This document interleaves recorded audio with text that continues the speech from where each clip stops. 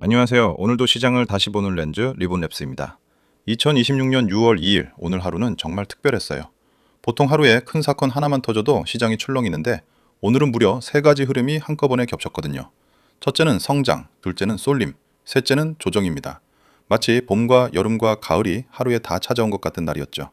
오늘은 이 세 개의 시간을 하나씩 아주 천천히 풀어드리겠습니다. 먼저 숫자부터 같이 볼게요. 오늘 코스피는 8,801포인트로 마감했습니다. 전날보다 딱 0.15%, 13포인트 오른 강보합이었어요. 숫자만 보면 별일 없었구나 싶죠? 그런데 속을 들여다보면 전혀 달랐습니다. 장 초반에는 8,500까지 쭉 밀렸다가 오후 들어 8,900을 찍고 9,000을 살짝 넘볼 뻔했거든요. 저점에서 무려 300포인트를 되돌린 거예요. 겉은 잔잔했지만 속은 롤러코스터였던 그런 하루였습니다. 그렇다면 이 반등을 누가 이끌었을까요? 놀랍게도 사실상 한 그룹이었습니다. 바로 삼성그룹이에요. 삼성전자가 3% 오르며 종가를 끌어올렸고 삼성생명은 폭등했으며 삼성물산도 함께 움직였습니다. 시가총액으로 보면 삼성전자와 SK하이닉스 두 종목만으로 이미 시장의 절반을 넘습니다. 여기에 삼성전자 우선주, SK스퀘어, 삼성생명, 삼성물산까지 더하면 약 4천조 원, 전체의 60%를 한 그룹이 좌우한다는 분석까지 나왔어요. 그런데 여기서 초보 투자자분들이 꼭 기억하실 게 있어요. 한 그룹이 시장을 떠받치는 건 좋을 때는 정말 든든합니다. 그 그룹이 오르면 지수 전체가 따라 오르니까요. 하지만 반대로 생각하면 그 한 곳이 흔들리면 시장 전체가 휘청일 수 있다는 뜻이기도 합니다. 이걸 집중 리스크라고 불러요. 그래서 아무리 좋아 보여도 한 종목, 한 그룹에 모든 걸 거는 건 위험합니다. 분산, 즉 여러 곳에 나눠 담는 원칙을 늘 기억하셔야 해요. 자, 두 번째 시간으로 넘어가 볼게요. 오늘 같은 날 또 하나의 중요한 숫자가 발표됐습니다. 바로 5월 소비자 물가입니다. 1년 전보다 3.1%나 올랐어요. 직전 달이 2.6%였으니 꽤 큰 폭으로 뛴 거죠. 특히 한 달 사이에만 0.5%가 올랐는데 이건 1995년 통계를 만들기 시작한 이래 가장 큰 월간 상승폭이었습니다. 물가가 오른다는 건 우리 지갑 속 돈의 가치가 그만큼 줄어든다는 뜻이라 결코 가볍게 볼 일이 아니에요. 그럼 물가가 오르면 무슨 일이 벌어질까요? 중앙은행은 물가를 잡기 위해 금리를 올립니다. 금리를 올리면 돈을 빌리는 비용이 비싸지니까 사람들이 소비와 투자를 줄이고 그러면 물가가 진정되는 원리예요. 한국은행 신현송 총재는 얼마 전까지만 해도 성급하게 금리를 올리면 안 된다고 했었는데 최근 입장을 완전히 바꿔서 갈 길이 명확하다며 금리 인상을 공식화했습니다. 시장에서는 올해 안에 금리를 한 번도 아니고 두 번 올릴 수 있다는 전망까지 나오고 있어요. 신현송 총재가 마음을 바꾼 데에는 세 가지 이유가 있었습니다. 첫째, 중동의 호르무즈 해협이 막히면서 기름값이 50%나 뛰었어요. 두바이유가 배럴당 68달러에서 103달러까지 올랐죠. 기름값이 오르면 거의 모든 물가가 따라 오릅니다. 둘째, 우리 경제가 생각보다 튼튼했어요. 1분기 성장률이 1.7%로 좋게 나왔거든요. 셋째, 사람들의 소득이 늘었습니다. 특히 주식으로 돈을 번 사람이 많아지면서 그 돈이 소비로 이어져 물가를 자극할 수 있다는 거예요. 물가만 문제가 아니었습니다. 환율도 부담이었어요. 오늘 원달러 환율은 1517원으로 원화가 약세를 보였습니다. 환율이 오른다는 건 원화 가치가 떨어진다는 뜻이고 수입 물가를 더 밀어 올리죠. 게다가 외국인 투자자들은 오늘 하루에만 6조 6천억 원어치 주식을 팔았습니다. 이 물량을 전부 개인 투자자들이 받아냈어요. 외국인이 팔고 떠나는데도 지수가 버틴 건 그만큼 개인들의 자금이 많았다는 뜻이기도 합니다. 이제 세 번째 시간, 세계로 눈을 돌려볼게요. 지금 미국에서는 인공지능 AI에 어마어마한 돈이 쏟아지고 있습니다. 구글의 모회사 알파벳이 무려 800억 달러, 우리 돈으로 100조 원이 넘는 사상 최대 규모의 자금을 조달하기로 했어요. AI 데이터 센터를 짓기 위해서입니다.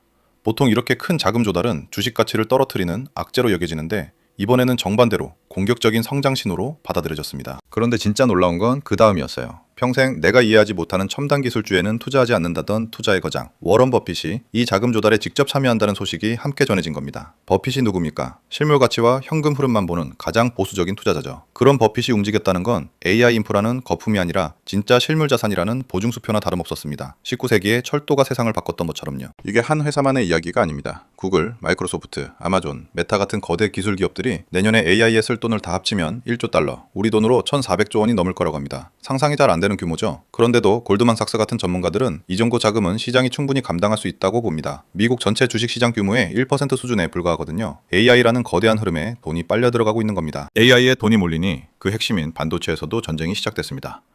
AI 반도체 절대 강자 엔비디아가 베라라는 새로운 CPU를 공개했어요. 이 칩은 무려 128GB의 메모리를 담을 수 있고 기존 방식보다 1.8배나 빠릅니다. 그동안 PC의 두뇌인 CPU 시장은 인텔과 AMD가 꽉 잡고 있었는데 엔비디아가 여기에 도전장을 던진 거예요. PC 안에는 인텔이 들어있다는 오랜 공식이 흔들리기 시작한 순간입니다. 여기서 또 하나의 주인공이 등장합니다. 바로 ARM이라는 회사예요. ARM은 원래 칩의 설계도만 그려주던 회사인데 이번에 직접 칩을 만들겠다고 나섰습니다. 메타로부터 큰 주문도 받았고요.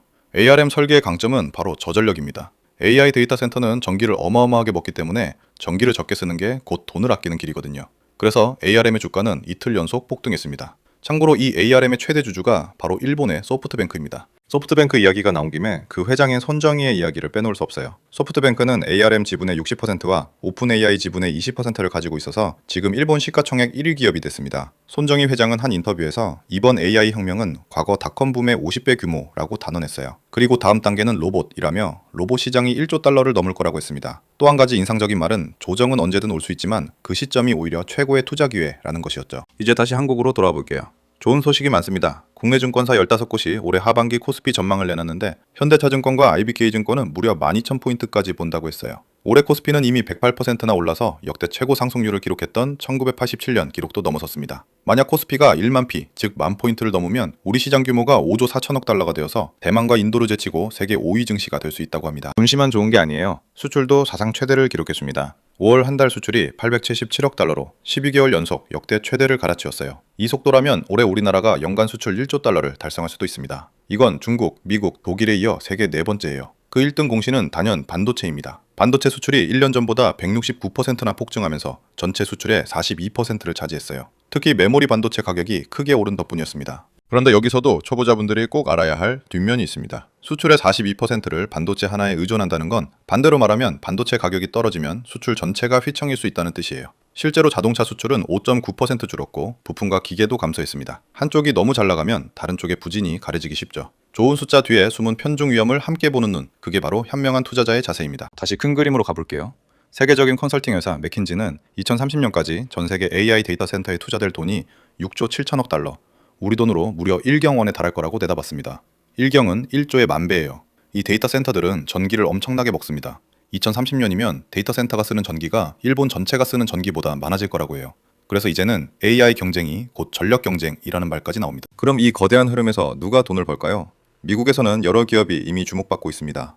발전 회사인 블룸에너지는 올해 주가가 228%나 올랐고 데이터 센터에 열을 식혀주는 버티브, 데이터를 빠르게 연결해주는 마벨 테크놀로지는 141%, 아스테라랩스는 106% 상승했어요.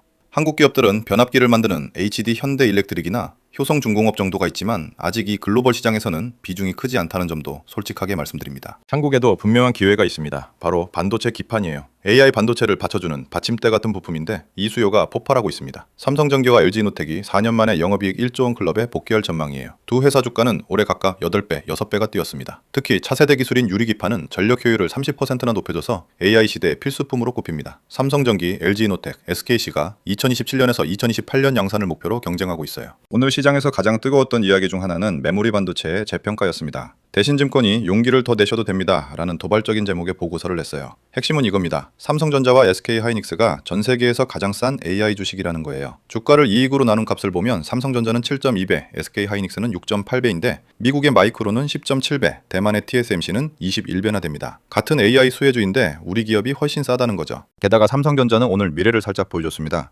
차세대 고대역폭 메모리, 줄여서 HBM이라고 부르는 제품의 8세대 모형을 처음으로 공개한 거예요. 데이터를 주고받는 속도가 기존 11에서 14로 빨라졌습니다. 더 중요한 건 이 제품의 바닥 부품을 삼성의 파운드리, 즉 위탁 생산 부문이 맡으면 그동안 적자였던 사업이 흑자로 돌아설 수 있다는 점이에요. AI 메모리 시장은 2027년까지 2배로 커질 거라는 전망이 이를 뒷받침합니다. AI 다음의 무대는 어디일까요? 많은 전문가가 로봇을 꼽습니다. 사람처럼 움직이는 로봇, 이걸 피지컬 AI라고 불러요. 로봇 분야에 들어간 투자금이 2019년 42억 달러에서 작년에는 260억 달러로 6년 만에 5배가 됐고 올해는 5월까지만 벌써 230억 달러입니다. 중국에서는 로봇 업종의 이익이 600%나 급증했다는 소식도 있어요. 우리나라에서는 현대차가 보스턴 다이나믹스라는 로봇 회사를 중심으로 현대 오토에버 같은 계열사들과 함께 로봇 세태계를 만들어가고 있습니다. 자, 이제 가장 중요한 이야기를 할 시간입니다. 시장이 뜨거울수록 꼭 기억해야 할 경고예요. 요즘 레버리지에 투자자들이 몰리고 있습니다. 레버리지는 빌린 돈으로 투자해서 수익을 2배로 키우는 방식인데 오를 때는 2배지만 떨어질 때도 2배로 잃습니다. 한 레버리지 상품에는 24만 명이 한꺼번에 몰려 서버가 다운되기도 했어요. 저희는 분명히 말씀드립니다. 단일 종목 2배, ETF, 곧버스, 옵션, 선물 같은 상품은 초보 투자자에게 결코 권하지 않습니다. 그렇다면 이런 강세장에서 초보자는 어떻게 해야 할까요? 2가지 원칙만 기억하세요. 첫째, 관성이 반작용보다 강하다. 시장이 한 방향으로 움직이기 시작하면 그 흐름은 생각보다 오래 갑니다. 추세를 거슬러 함부로 반대 베팅을 하지 마세요. 둘째, 차기 주도주를 찾지 마라. 다음에 뭐가 오를지 예측하는 건 거의 틀립니다. 그러느라 지금 잘 가고 있는 주도주를 놓치기 쉬워요. 지금의 흐름에 집중하는 게 훨씬 낫습니다. 마음을 다잡는 규율도 함께 챙기겠습니다. 첫째, 빌린 돈이 아닌 내 돈으로 투자하세요. 둘째, 한 번에 다 사지 말고 10번에 나눠 사세요. 분할 매수입니다. 셋째, 한 종목 한 그룹에 몰지 말고 분산하세요. 넷째, 오전에 급락한다고 충동적으로 팔지 마세요. 시장은 다시 평균으로 돌아오는 경향이 있습니다. 다섯째, 이틀 연속 폭등한 종목이나 지금 안 사면 늦는다 는 식의 자극적인 말에 휩쓸려 추격 매수하지 마세요. 이 5가지만 지켜도 큰 실수는 피할 수 있습니다. 앞으로 어떤 일정을 지켜봐야 할까요? 짧게 정리해 드릴게요. 먼저 6월 4일 엔비디아 CEO 젠슨 황이 한국을 방문합니다. 6월 14일에서 15일에는 미국의 통화정책회의가 열려요. 가장 중요한 건 7월 16일입니다. 이날 한국은행이 금리 인상을 시작할 가능성이 높습니다. 그리고 6월 말에는 중동의 종전 협상 결과가 나오면서 기름값의 향방이 결정될 거예요. 이런 일정들이 시장의 다음 방향을 알려주는 신호등 역할을 할 겁니다. 오늘 정말 많은 이야기를 나눴습니다. 정리해 볼게요. 오늘 하루에는 AI 인프라와 메모리 재평가라는 성장의 시간, 한 그룹이 시장을 떠받친 쏠림의 시간, 그리고 물가와 금리가 고개를 든 조정의 시간이 한꺼번에 겹쳤습니다. 큰 흐름인 AI와 반도체, 로봇은 분명히 신뢰할 만합니다. 하지만 쏠림과 변동성은 반드시 규율로 다스려야 해요. 기회는 신뢰하되 위험은 규율로. 오늘도 끝까지 함께 해주셔서 감사합니다. 다음 시간에 또 만나요.